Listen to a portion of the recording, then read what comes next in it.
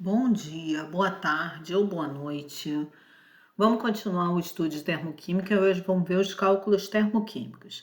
São três tipos de cálculos termoquímicos, mas eu selecionei um que é o mais importante que vocês têm que saber, tá? Antes de começar os cálculos termoquímicos, vamos ver as definições de calor, que também é chamado de entalpia de formação, e calor ou entalpia de combustão. Condições padrões é quando eu tenho a 25 graus Celsius, na temperatura de 25 graus Celsius e na pressão de 1 atm. Então, todos esses dois calores, tanto de formação como de combustão, que a gente vai ver agora eles são em relação às minhas condições padrões, ou seja, a temperatura de 25 graus Celsius e na pressão de 1 atm, tá? Então, calor ou entalpia de formação vai ser a energia liberada ou absorvida na formação de um mol de uma substância composta a partir de suas substâncias simples. Meu objetivo aqui não é você montar a reação termoquímica, e sim identificar quando é uma reação de entalpia de formação ou entalpia de combustão. Então, quando eu falo energia liberada ou absorvida, quer dizer que ela pode ser tanto uma reação exotérmica como uma reação endotérmica, na formação de um mol de uma substância composta. Então, quer dizer, formação quer dizer que é meu produto. Então, no meu produto, eu só posso ter um mol de uma substância composta. Eu não posso ter duas substâncias compostas, eu não posso ter uma substância composta, uma substância simples. Eu só posso ter um mol de uma substância composta. Então, por exemplo, eu tenho esse primeiro exemplo aqui, ó. Repara que eu tenho um mol, quando eu não coloco nenhum número na frente, quer dizer que é 1. Eu tenho 1 mol de NO a partir das substâncias simples. Então, aqui eu tenho meio mol de N2 reagindo com meio mol de O2, substância simples, formando 1 mol de NO, onde o valor do ΔH vai ser um ΔH positivo, ou seja, essa entalpia de formação é uma entalpia endotérmica, ela está absorvendo calor, onde o valor vai ser mais 90 kJ para cada 1 mol. Então, ó, por 1 mol de NO, tá? Sempre está relacionando em relação à substância composta. Outro exemplo, eu tenho formação de 1 mol de H2SO4, onde agora essa minha reação de formação vai ser exotérmico, porque o ΔH é negativo. Então, ela está liberando 194,5 quilocaloria para cada 1 mol de H2SO4. A partir de quem? A partir da reação das substâncias simples, H2, enxofre, na forma rômbica, que é uma das formas alotrópicas, uma das formas de substâncias simples do enxofre, e também reagindo com 2 mols de O2. Então, tá aí. Entalpia de formação, ele parte das substâncias simples e forma 1 mol da substância composta, tá? Podendo ser uma reação endotérmica ou uma reação exotérmica. Agora, calor ou entalpia de combustão.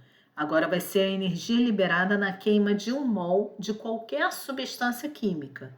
Então, agora, como é combustão, só vai ter liberação de energia, ou seja, só vai ser classificada como reação exotérmica. E a substância que você está queimando, ou seja, a substância que está reagindo com o oxigênio, você sempre tem que ter 1 mol daquela substância. Não pode ter mais de 1 mol, sempre 1 mol. Então, por exemplo, ó, eu tenho 1 mol de CH4 reagindo com O2. Como eu só tenho CH4 reagindo com O2, essa reação é de combustão, que aí forma CO2 e água, onde o ΔH está liberando 212,8 quilocaloria para cada 1 mol de CH4 queimado.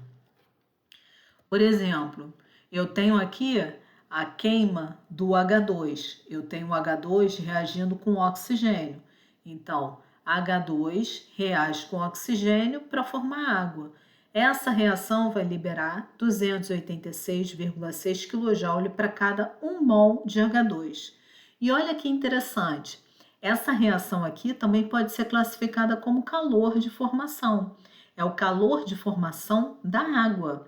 Pode ser o calor de combustão do hidrogênio, como calor de formação da água. Por que pode ser calor de formação também? Porque eu tenho o H2, que é uma substância simples, reagindo com o O2, que é uma substância simples, e formando 1 mol de H2O. Ou então eu tenho o H2 queimando, formando H2O. Também, essa reação ela pode ser classificada tanto como essa entalpia aqui, né? Pode ser tanto a entalpia de formação da água, como a entalpia de combustão do H2. Então, aqui eu tenho os dois casos.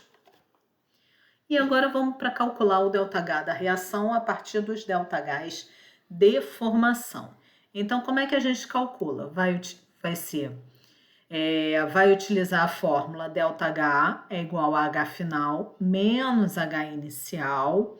Lembrando que, como ele vai te dar entalpias de formação, a entalpia de formação de uma substância simples vai ser sempre igual a zero. Porque às vezes você vai ver no exercício, ele só vai te dar o valor da entalpia de formação das substâncias compostas. Ele não vai falar que a entalpia de formação da substância simples é igual a zero. Ele apenas vai te dizer que a entalpia das substâncias tem o valor tal e vai ignorar as substâncias simples, porque você tem que partir do ponto que a entalpia de formação de uma substância simples é igual a zero. Então, a gente sempre vai calcular ΔH é igual a H final menos H inicial.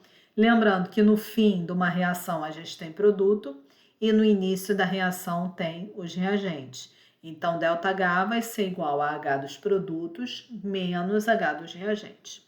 Então, como é que a gente calcula isso? Vamos ao exemplo. O alumínio é utilizado como redutor de óxidos no processo denominado aluminotermia, conforme mostra a reação química a seguir. Então, ele me deu a reação, que está aqui. Determine o ΔH da reação sabendo que os ΔHs de formação das substâncias abaixo são. Então, ele me deu o ΔH de formação da L2O3, que é menos 1.667,8 kJ para cada 1 mol. E o ΔH de formação do Mn3O4, que é menos 1.385,3 kJ para cada 1 mol. Ele não me deu nem do alumínio e nem do manganês. Por quê? O alumínio é substância simples, então é zero. E o manganês é substância simples, também é zero.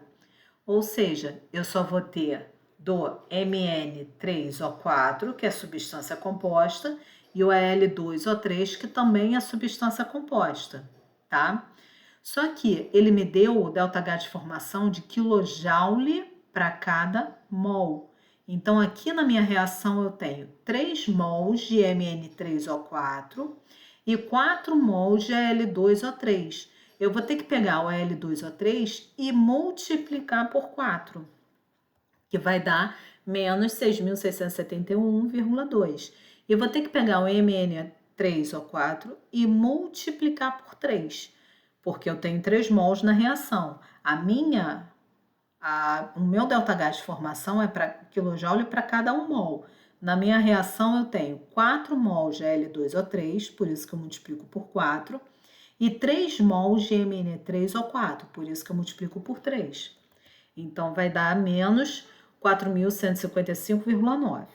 Agora, eu vou utilizar minha fórmula, já que eu já tirei todas as substâncias simples e multipliquei pela quantidade de mols que eu tenho na reação química. A fórmula é ΔH é igual a H final menos H inicial.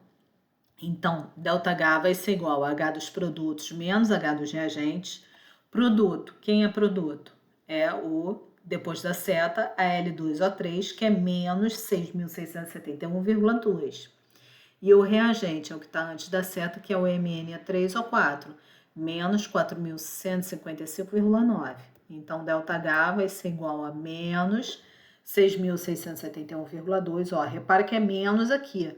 Então, é menos daqui e menos 4.155,9, porque o valor desse ΔH é negativo. Então, ΔH vai ser igual, ó. Cuidado aqui, que é aqui que vocês erram. Menos com menos vai dar mais. Então, vai ficar menos 671,2 mais 4.155,9. ΔH vai ser igual a menos 2.515,3 kJ, tá? O que vocês têm que tomar cuidado quando for fazer um exercício desse de cálculo? Normalmente, o que vocês erram é a matemática. Primeiro, lembrar que a entalpia de formação de substâncias simples é igual a zero. E segundo, lembrar desse menos aqui. Se a gente tem uma entalpia negativa, esse menos com o menos da entalpia negativa do reagente vai dar positivo. E segunda e terceira coisa que vocês têm que lembrar, se você tiver um númerozinho na frente da substância na reação química, você vai ter que multiplicar pelo ΔH dado pelo exercício, porque o ΔH dado pelo exercício, a unidade é quilojoule para cada 1 mol, tá? Então, vocês têm que tomar esses 3 cuidados para fazer esse tipo de exercício, para não errar nas contas. Então, façam os exercícios. Qualquer dúvida, podem entrar em contato comigo que eu tiro a dúvida de vocês, tá? Bom dia, boa tarde ou boa noite para todos.